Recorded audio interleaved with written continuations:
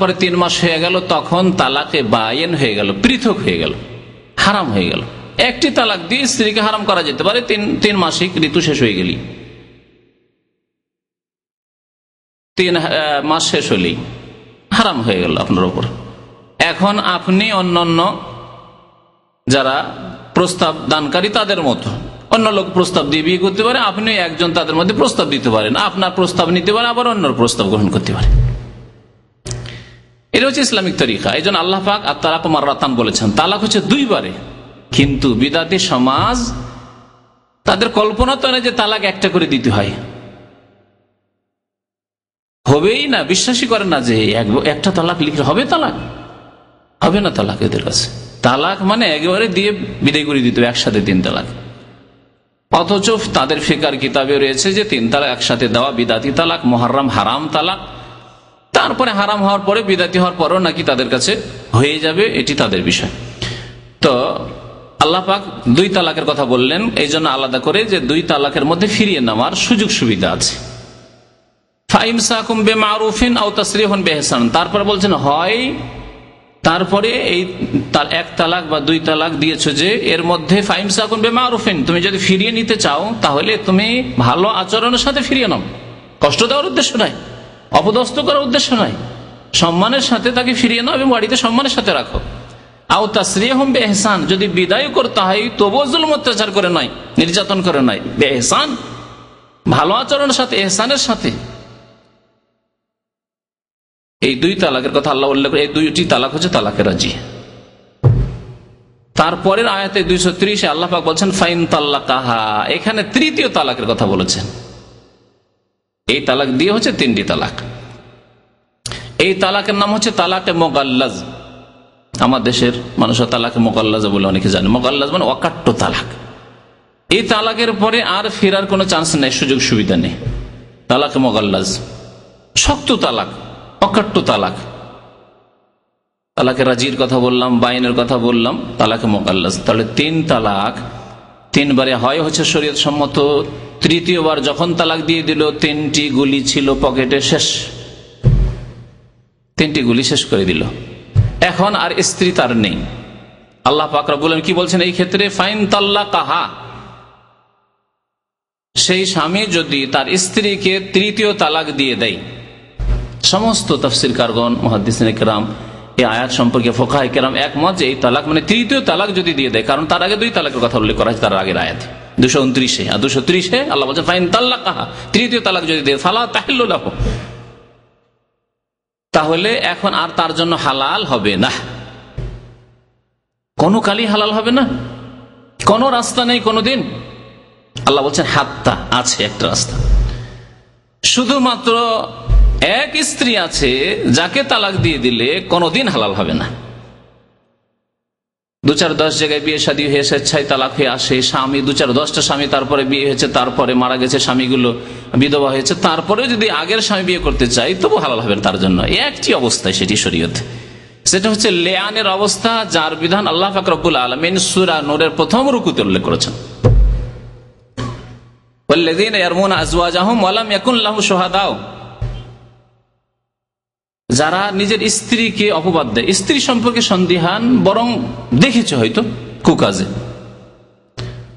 প্রমাণ আছে তার কাছে, অথবা এমন কেউ দেখেছে যারা বলেছে স্ত্রীকে সে অপবাদ দিল যে আমার স্ত্রীর চরিত্র খারাপ, সে ব্যভিচারে লিপ্ত হয়েছে, ওয়ালাম ইয়াকুন লাহুম শুহাদা, এবং তার কাছে কোনো সাক্ষী নেই। সাক্ষী নেই কি করবে? জিনা ব্যভিচার সাব্যস্ত করলে 4টি সাক্ষী নিয়ে আসতে হবে। এক সাহেব বলছেন ইয়া রাসূলুল্লাহ, 4টি সাক্ষীর কথা আল্লাহ বলেছেন, কেউ যদি নিজের স্ত্রীর কাছে দেখে কোনো অপর পুরুষকে, তাহলে গ্রামে দৌড় দিবে 4টি সাক্ষী খোঁজার জন্য, ততক্ষণ যা হওয়ার তো সব হয়ে ফিরিস, চলে গেছে বিদায়, সেই অতিথি, শয়তান অতিথি। তো এটি কি শরীয়তের বিধান যে ও সাক্ষী খুঁজে বেড়াবে? স্ত্রীর এই ঘটনা ঘটছে আর গ্রামে গ্রামে সাক্ষী খুঁজে বেড়াবে? আয়াত নাযিল হয়ে গেল ইলিয়ানের আয়াত, ফাশাহাদাতু আহাদিহিম আরবাউ শাহাদাতিন বিল্লাহি ইন্নাহু লামিনাস সাদিকিন ওয়াল খামিসাতু আন্না লানাতুল্লাহি আলাইহি ইন কানা মিনাল কাযিবিন। 4 বার করে সাক্ষী দিবে আল্লাহর কসম খেয়ে, আল্লাহর কসম করে শপথ করে, যে আল্লাহর কসম করে শপথ করে বলছি যে আমার স্ত্রী কুকাজ করেছে, ব্যভিচারে লিপ্ত হয়েছে। 5ম বার বলবে যে আমি যদি মিথ্যুক হয়ে মিথ্যা কথা বলি তাহলে আমার উপর আল্লাহর লানত অভিশাপ হবে। এই যে লানত কামনা করবে যদি আমি মিথ্যা কথা বলি আমার স্ত্রীর উপর, সেই জন্য এই বিধানের নাম হচ্ছে লিয়ান। তারপরে স্ত্রী বললো যে না, স্বীকার করল না, সে বললে কি হবে, সে কসম করলে কি হবে, আমি কুকাজ করিনি, তাহলে পৃথক করে দেওয়া হবে। সেও 4 বার আল্লাহর শপথ করবে, 5বার আল্লাহর গজব তলব করবে। এই হচ্ছে লিয়ানের বিধান। তারপরে পৃথক হয়ে যাবে, আর তালাকের প্রয়োজন লিয়ান দিয়েই পৃথক হয়ে যাবে কিয়ামত পর্যন্ত, কোনদিন আর ফিরে আসতে পারবে না ওই বাড়িতে। কিন্তু 3 তালাক হয়ে গেলে আল্লাহ বলছেন হাত্তা, ফিরতে পারবে, তান কেহা জাওজান গায়রাহা, যতক্ষণ পর্যন্ত অন্য স্বামীর সাথে বিবাহ না হবে, তার সাথে সহবাস না হবে। এখানে তানকেহার তাফসির হচ্ছে শুধু বিবাহ নয়, বিবাহের সাথে সহবাসও হবে। তারপরে সেই স্বামী, যে স্বামী বিবাহ করলো সে মারা গেল, অথবা সে তালাক দিল, কিন্তু সে তালাক দেওয়ার নিয়তে বিয়ে করেনি, বিয়ে করেছে তার সাথে তার দাম্পত্য জীবন কাটাবার জন্য, আগ্রহের সাথে বিয়ে করেছে, তার সাথে জীবন যাপন করব, এর থেকে আমার ছেলে মেয়ে জন্মাবে, এর সাথে সারা জীবনটা আমি কাটাবো, এই আশা নিয়ে বিয়ে করেছে। কিন্তু তারপরে অচল হয়ে গেল, তাদের এই গাড়ি চললো না, সুতরাং রাখতে পারলো না, তালাক দিয়ে দিল কোনো কারণে, চুক্তি করে নয়, মনে নিয়ত রেখেছে যে যাক কালকে ছেড়ে দেবো, 2 দিন পর ছেড়ে দেবো, বেচারার জন্য একটু হালাল করে দিই, এই রাস্তা নেই ইসলামে। অভিশপ্ত হালালা যার আলোচনায় আসছে সেটা সেই রাস্তা নেই। এটা হচ্ছে শরীয়তি হালাল হওয়ার তরিকা। তাহলে চিন্তা করেই তালাক দিতে হবে। কেউ যদি 3 তালাক দেয় তাহলে তাকে ফাইনাল চিন্তা করে দিতে হবে যে আর একে জীবনে ফিরিয়ে নেওয়ার আমার আর চিন্তা ভাবনা নেই।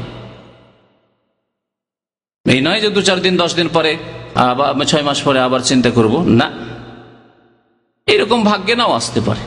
যে বিয়ে করবে সে চিরকাল তার সাথে থাকার জন্য বিয়ে করবে, সুতরাং তোমার কাছে আর ফিরে আসার কোনো সুযোগ সুবিধা নেই। এই হচ্ছে শরীয়তি বিধান। এখন অভিশপ্ত তালাকে আসুন, অভিশপ্ত হালালায় আসুন।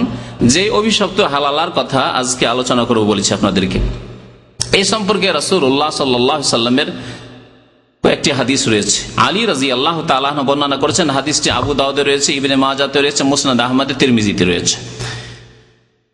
বলছেন যে নবী করিম সাল্লাল্লাহু আলাইহি সাল্লাম বলেছেন যে লান আল্লাহুল মুহাল্লিল ওয়াল মুহাল্লাল লাহু। নবী করিম সাল্লাল্লাহু আলাইহি সাল্লাম বলছেন, আর লানত অভিশাপ হচ্ছে আল্লাহ পাকের। লান আল্লাহ, আল্লাহ পাক লানত করেছেন মানে অভিশাপ করেছেন। অভিশাপ মানে হচ্ছে শরীয়তের ভাষায় যে লানত বা অভিশাপ, তার মানে হচ্ছে আল্লাহর রহমত থেকে একেবারে বঞ্চিত হয়ে যাওয়া। আমাদের দেশের মানুষ অভিশাপ শব্দটি ব্যবহার করে কিন্তু বদদুয়ার অর্থে ব্যবহার করে, তাই না? অমুক অমুককে অভিশাপ দিয়েছে মানে বদদুয়া করেছে না। আল্লাহর লানত মানে আল্লাহর রহমত থেকে আল্লাহ বঞ্চিত করে দেওয়ার ঘোষণা করেছেন। রাসূলুল্লাহ সাল্লাল্লাহু আলাইহি ওয়াসাল্লাম লানত মানে রাসূলুল্লাহ সাল্লাল্লাহু আলাইহি ওয়াসাল্লাম আল্লাহর রহমত থেকে ওই ব্যক্তি বঞ্চিত হোক, লানত প্রাপ্ত ব্যক্তি, এই বদদুয়া করেছেন এই অর্থ। কিন্তু আল্লাহর পক্ষ থেকে যখন হবে তখন বদদুয়া নয়, অভিশাপ মানে হচ্ছে আল্লাহর ঘোষণা, রহমত থেকে বঞ্চিত এই ব্যক্তি যার উপর আমি লানত করেছি। তো যেই ব্যক্তি হালাল করবে কোন মহিলাকে, উদ্দেশ্য করবে যে আমি এই মহিলাটিকে হালাল করে দিই তার আগে স্বামীর জন্য, এই উদ্দেশ্যে বিয়ে করবে। আর যার জন্য হালাল করা উদ্দেশ্য করা হবে, অর্থাৎ তার আগের স্বামী যে আবার ফিরিয়ে নিতে চাইছে, উভয় ব্যক্তির ওপর আল্লাহ পাক কি করেছেন? লানত করেছেন, অভিশাপ করেছেন। কাবিরা গুনাহ সম্পর্কে উলামায়ে কিরামরা যে সংজ্ঞা দিয়েছেন, সেই সংজ্ঞাতে রয়েছে যে কোন পাপের ওপর, কোন গুনার ওপর যদি আল্লাহ অথবা রাসূলের লানত হয়ে থাকে তাহলে সেটি কাবিরা গুনাহ। তাহলে কেউ যদি হালালা করে এই বিবাহ, যে বেচারা তালাক দিয়ে দিয়েছে, এখন মুশকিলে পড়ে গেছে, ছেলে মেয়ে নিয়ে ফিরিয়ে নিতে চায়, তো আমি হালাল করে দিই, চাচাতো ভাই, খালাতো ভাই, মামাতো ভাই, আত্মীয়, তাহলে সেই ব্যক্তি কাবিরা গুনাহ করলো, আল্লাহর লানত রহমত থেকে বঞ্চিত, সে কাবিরা গুনাহ করলো। ওই ব্যক্তি যে ফিরিয়ে নিল এইভাবে হালাল করে, সেই ব্যক্তি কাবিরা গুনাহ করলো, এই লানত মানে। দ্বিতীয় হাদিস শোনা ইবনে মাজাহ রয়েছে, উকবা বিন আমির রাদিয়াল্লাহু তাআলা আনহু বর্ণনা করেছেন, আন্নান নবী সাল্লাল্লাহু আলাইহি ওয়াসাল্লাম قال, নবী কারীম সাল্লাল্লাহু আলাইহি ওয়াসাল্লাম বলেছেন, আলা উখবিরুকুম বিতাইসিল মুস্তার, আলা উখবিরুকুম, তোমাদেরকে বলে দেব নাকি, বিতাইসিল মুস্তার, ধার করা পাঠা সম্পর্কে। আস্তাগফিরুল্লাহ ওয়া আতুবু ইলাইহি। এই নোংরা কাজ মানুষ করতে পারে? নবী করিম সাল্লাল্লাহু আলাইহি ওয়াসাল্লাম ঘৃণা জন্মাবার জন্য, পাপ তো আছেই কিন্তু এত ঘৃণিত কাজ, এত নোংরা কাজ মানুষের অন্তরে ঘৃণা সৃষ্টি করার জন্য নবী করিম সাল্লাল্লাহু আলাইহি সাল্লাম এই ভাষাটি প্রয়োগ করেছেন। আত-তাইস মানে পাঁঠা, আল মুস্তার মানে ধার করা, ধার করা পাঁঠা। পাঠির জন্য যে পাঁঠা লাগে তোমরা জানাই আছে। তো আমাদের দেশে তো অনেকেই ব্যবসা করে, হিন্দুরা বা অনেক